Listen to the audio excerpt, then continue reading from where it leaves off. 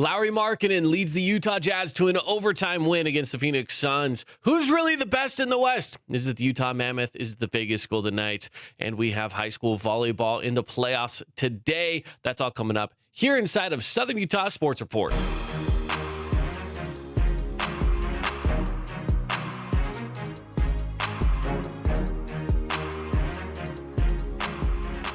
Welcome back on in, everybody, to the Southern Utah Sports Report. My name is Caden Formaster. Appreciate you joining me here on the show today. And don't forget to subscribe to the Southern Utah Sports Report podcast, wherever it is that you find us. If you're on YouTube, subscribe to our YouTube page. We always have a lot of stuff going on with the YouTube page because we're streaming sports here. We are streaming football coming up this Friday, so stay tuned for that. Plus, of course, we have this daily podcast where we talk about everything going on in sports related to Southern Utah. Now, you might have heard in the intro, we're talking some Utah Jazz, we're talking Utah Mammoths, Vegas Golden Knights, because, yes, they're professional sports outside of Southern Utah, but they affect us here. There are local teams, really. So we're talking some of that in today's episode of the podcast as well. Before we get into the pros, though, let's talk a little bit about what's going on in volleyball. First up, we've got some Region 9 action with two Region 9 teams remaining in the 4A playoffs for volleyball. So with the 4A playoffs underway right now, two teams remain, and they've done well enough already up to this point to be able to get all the way through to where we're at today, which is to the semifinals. And we've had Desert Hills, Crimson Cliffs as the two teams that remain. Desert Hills' path through to this was first off a bye week through the first round. And then yesterday, they played two games. The first game was against Park City. They won it in 3 sets. And then the next game was against Ridgeline, who beat Dixie, and they beat Ridgeline in 3 sets as well. So Desert Hills has only played a total of 6 sets of volleyball through the 2 days yesterday. And they're playing today, 11:45. And I know what you're thinking. 11:45, Caden, that's like behind us. That's in the past. It probably is, honestly. At the time that you're watching this podcast, it's very likely that this game has either already started, it's currently going, or it's going to be starting soon. I'm trying to get this out as quickly as I can, but the probability is that by the time this podcast comes out, that first game is going to be getting started as well. Orem and Crimson Cliffs are also going to be playing at the exact same time. So Crimson Cliffs, as the 5th seed, comes in as the underdogs against Mountain View, and they take them out in the quarterfinal round yesterday evening, and they won that game 3-2. So a big win there for the Mustangs. They had beat Skyview previously in the day at 3:30. Yesterday, they played against Skyview. They won that one in 3 sets, go on to play Mountain View, win that one in 5. So it was a battle, but they got it done. And so they move on to play the number 1 team in the state in Orem. Orem has not lost a set either. They have done the same thing Desert Hills has done, which is go 3-0 through the 2 days of the tournament. And they're trying to keep that winning streak alive. They've only lost a total of 3 games all season. Those losses came to Skyridge, which is a bigger school, Skyridge again, bigger school. And later on, they lost to a team called Madison, who is out of Rexburg, Idaho. So they've only lost to a team out of Utah. Well, really, it's one team out of Utah that they've lost to. They've just lost to them twice. So this Orem team is very good. And Crimson Cliffs has their work cut out for them today. So we'll see how they do. Maybe by the time you're watching this, we'll have an outcome for you, but we'll talk about that more in tomorrow's show. State championship is tonight at 7 o'clock p.m. So whatever the outcomes are, just keep that in mind. 7 o'clock p.m. tonight on October 28th is the championship. And for those of you living in the future, we'll see if Region 9 team makes it there or not. I don't know yet, but maybe you do if you're watching this. Desert Hills, Green Canyon, Crimson Cliffs, and Orem. Those are the 2 teams from Region 9 that are still left fighting for the championship spot. Now, Hurricane did win through the first round, so even though they did lose to Orem, they are now playing for a quarterfinal. It's like the quarterfinal loss bracket. They play Mountain View today. If they win, they will be playing for 5th place, and that game's going to be at 2:15 today. So the game for Hurricane is at 1 o'clock, and then they'll turn around immediately and play again. So that's how things are set up right now for volleyball. And we'll be checking in with that later this afternoon. Keep an eye on the Fan Sports Network social medias. We're going to be posting updates there. So you might not be getting your updates in podcast form. That's okay, because I understand this is a medium that we can't always just update super easily. You get it once a day. You get what you get. sports move fast, especially with these tournaments. So we can't always stay up to date on what's going on with the tournaments, but that's okay.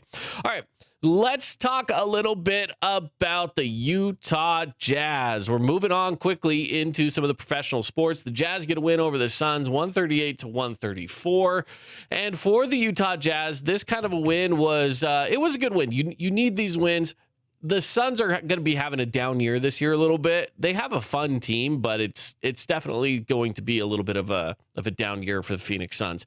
For the Jazz, though, I feel like there's high expectations now. After seeing what they've done through the first three games, a game where, they win the first game of the season, they lose by 1 point to the Kings in the second game of the season, then they're back home and they're winning in overtime. So every single game has been a good game. That first game, a blowout win. Outside of that, they've all been pretty tight and close so far. We're only 3 games into an 82-game season.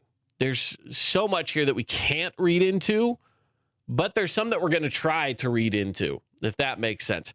You can ask yourself, is this going to be a playoff team? And the answer to that is maybe. It looks like they could be, right? You want to say yes, but really the answer is who knows? It's still too early to tell. When you start looking at the standings for where the NBA's at this very moment, the Utah Jazz are in 4th in the West. Okay, they are technically, it's tied for 4th amongst 3 other teams, the Denver Nuggets and the LA Clippers. 1 loss puts them all the way out of the playoffs.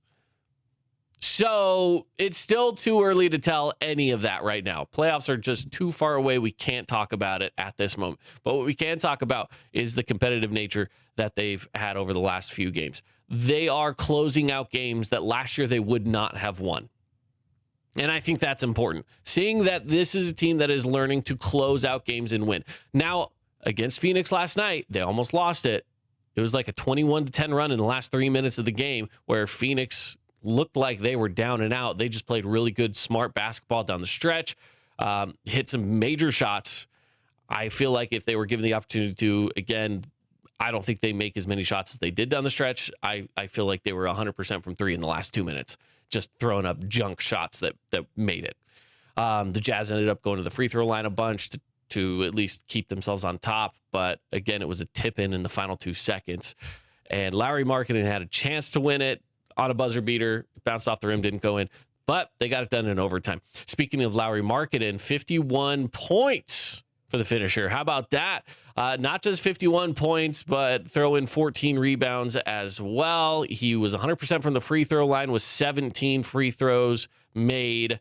Plus, he was a plus 26 in the game. So all those stats right there just show how good he was in the game last night. Now, if you were to go online and look up some stats across the NBA, you might see that Lauri Markkanen's a little bit further down than you would maybe expect him to be with all these things when it comes to specifically points per game. He's had 3 games. Where would he fit in points per game? Stats right now only count the first 2 games. Let's add in that 3rd game. If we add in the game where he's scoring 51 points, which, by the way, has not been done in the regular season since Karl Malone in 1998, almost 30 years ago, okay? It's been a little bit, 27 years ago now. Since then, Lauri Markkanen is the first one to go out there and get 51 points in the regular season. Add in that 51-point game to the other 2. Right now, he is averaging the 3rd most points of anybody in the NBA. And that's huge. That is huge. Small sample size, so it doesn't actually mean anything yet. But if he can keep it up and he can average close to 30 a game, hey, 30 a game right now, that puts you at least in the top 10 consistently. If not over time, as things level out, I mean, it's hard for anybody to average 30 points a game. But it's possible that he could be that guy. He could be that guy for the Utah Jazz. Even if you want to take a look back at last year, how many players averaged 30 points a game? 2. SGA and Giannis. That's it. Shai Gilgeous-Alexander, Giannis Antetokounmpo, those are the only 2 guys that average 30 points a game. So for Markkanen, if he can settle in the high 20s, he will be a top 10 player, at least when it comes to scoring. I think he already would be anyways with his other statistics because he is good enough in other areas. But that's something that the Jazz are looking for him to do. He has yet to score under 20 this season. His lowest was exactly 20. So he will be a big addition to this team this year. I shouldn't say addition because he's been around for a while, but he will be a big factor for this team this year going forward. And I think you match him up with some of the younger guys. Both rookies played some fabulous minutes down the stretch. Ace Bailey, Walter Clayton Jr., both of which played some massive minutes down the stretch for the Jazz. And if they continue to do so, then this is going to be a team centered around youth. Not to mention you have guys like Bryce Sensabaugh who have stepped up a lot this year. You still have Taylor Hendricks coming off his injury who looks really good. You have Walker Kessler, who, by the way, is leading the league right now in field goal percentage as a big man. So you look at all these things and it's like, okay, maybe this is the year they start to pull themselves out of that no playoff streak. They're pulling themselves out of being the worst team in the NBA. This could be the season they at least pull themselves off of the floor. I'm not going to say that they're going to go out there and be a fantastic playoff team, but it does look like the rebuild is starting to take shape. Okay. They're still going to struggle against teams like the Thunder. The Spurs are going to be really good this year. They're going to struggle against certain teams for sure. But I still get the feeling, though, that this is a team that's going to go out there and be competitive every single night. And you look at this game from last night, and sure enough, you look at like I said, you look at some of the young guys, played some pretty good minutes. Ace Bailey looked good. Walter Clayton Jr. looked good as the rookies, but still ultimately was the starting lineup. Svi was amazing. Keontae George was great. Ultimately, it's the starting lineup that's still getting the work done. So some of these young guys are going to get better. They're playing some important minutes right now, which is great. But we need to see a little bit more down the stretch and into crunch time of these games, especially crunch time of just the regular season in general. So Utah Jazz 138 to Phoenix Suns 134. Fantastic win for the Jazz. All right, let's move on. Talking a little hockey today. First up, Utah Mammoth. They've got the Oilers today at 7:30. I don't want to dive in too much into these games specifically. The biggest thing for the Mammoth here is to keep the win streak alive. 7 games in a row. They're trying to make it 8 tonight on the road against the Oilers. After tonight, they take a break. Their next game won't be until Sunday. So it's a good win to get tonight if they can, because they don't play for another 5 days. If they can get one tonight, it'd be huge. They've been playing a lot lately, so going into this little bit of a break would be big for them to just get some rest, and to rest on a win would be awesome. The other game going on tonight, we have the Golden Knights versus the Hurricanes. That's going on at 4:30 tonight. So keep that in mind. The Golden Knights right now, they were testing out they're testing out a brand new goalie this last week. And so we'll see if they bring him back or not. We'll see. The Knights right now, I wouldn't say they're struggling. They're still first in their division, but they are not perfect either. And this is going to be a tough team against the Hurricanes. I do get the feeling, though, that with the Hurricanes coming up tonight, that they are going to have their work cut out for them. I don't want to say that they're going to lose this game by any means. That's not what I'm saying at all. What I am saying, though, is I do think that it's going to be a tough matchup for them. Injuries have been rough. They signed on a guy that has some allegations against him, and that was a bad look for them. So the Knights are kind of going through it this year. As much as they are probably favorites out of the West, that's something to pay attention to, is that they've got a lot of things that they're going through at the moment, but they're still a really good team. So Jack Eichel has been fantastic, one of the top point scorers, right along there with, by the way, Nick Schmaltz from the Utah Mammoth. That brings us to our next point of conversation. Who is the best in the West? We are smack dab between these two markets, okay? St. George is the largest area between Las Vegas and Salt Lake, and we get some split fandoms around here. We cover both of these teams because we are in Utah, so we're going to cover the Utah team. We're closer to Las Vegas, so we're going to cover Las Vegas.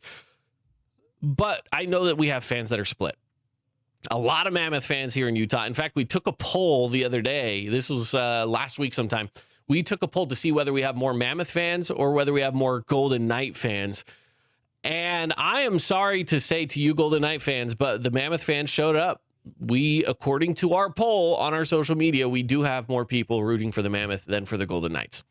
But we still have a good handful of you guys rooting for the Golden Knights. I mean, the split was around, because we also threw in a third option of, do you support other teams besides them? And the other was around like 10%. Mammoth was around 50%.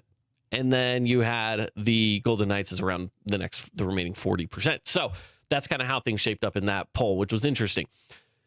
The crazy thing about this, though, is that the two teams that we are sandwiched between this year are also the two teams that are currently number one in their respective divisions.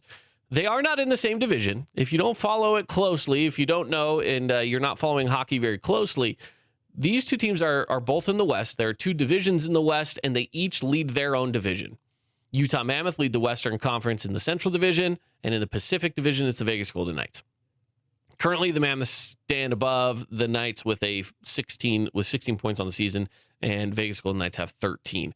Colorado Avalanche also are above the Golden Knights, by the way, with 14 points. But still, the question is, who is the best in the West? And is it one of the two teams that we are sandwiched between?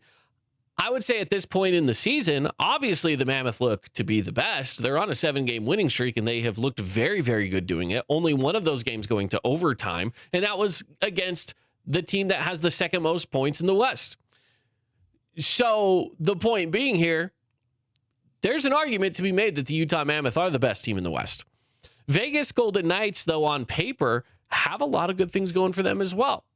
I think there's a good chance that by the end of the season, the Knights have a better record than the Mammoth. I think that's very possible. I think the Mammoth could settle in around third in their division, if not somewhere in that top three. But to me, the Golden Knights are going to be top in their division.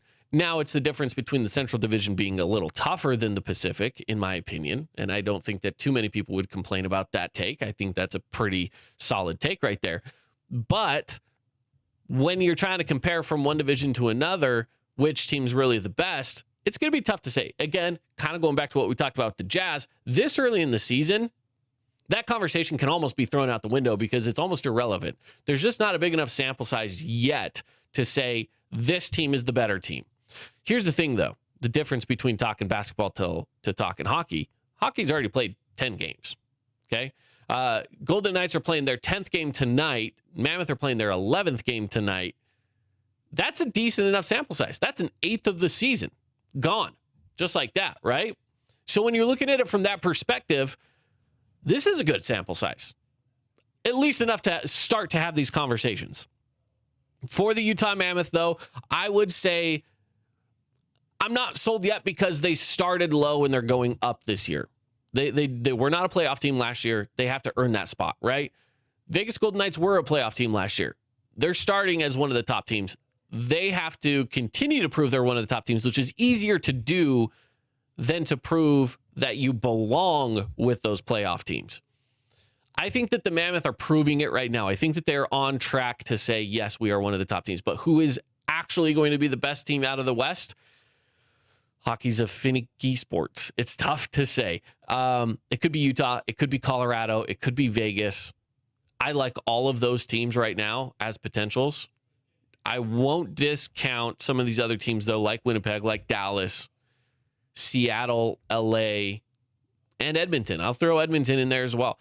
Edmonton's off to a slower start. They're 4-4-2, but any of those teams could ultimately be there.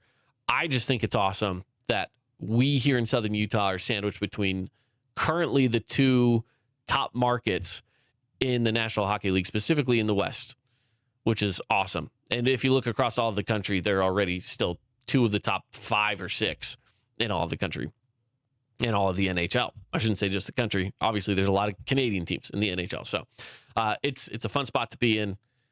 Welcome to the NHL, guys. We didn't have this a few years ago. You go back to 2016, you go back 10 years ago, this wasn't a thing for us. We didn't have hockey. I knew nothing about hockey 10 years ago. And now I'm spending the last 10 minutes chattering about it, which is awesome. I love it. It's become a sport that I watch just about every single day. And hopefully our fans here in Southern Utah are starting to gravitate towards this because it's fun. It is fun, and we have good hockey here. That's what makes it even better. It's not like we're watching bad teams. If you want to watch a good game, tune in. Watch the Mammoth. Watch the Golden Knights. Either way, it doesn't matter where your fandom lies. You're watching good hockey. and it makes it fun. So, all right, guys, that will wrap it up for us here in the Southern Utah Sports Report. I appreciate you joining me here today. Make sure to subscribe to the podcast wherever it is that you find it, whether that be through the audio side, on Spotify, on Apple Podcasts, on Amazon, wherever it is that you listen to our podcasts. I'm just glad that you're listening and that you're checking in on what's going on with sports here in Southern Utah.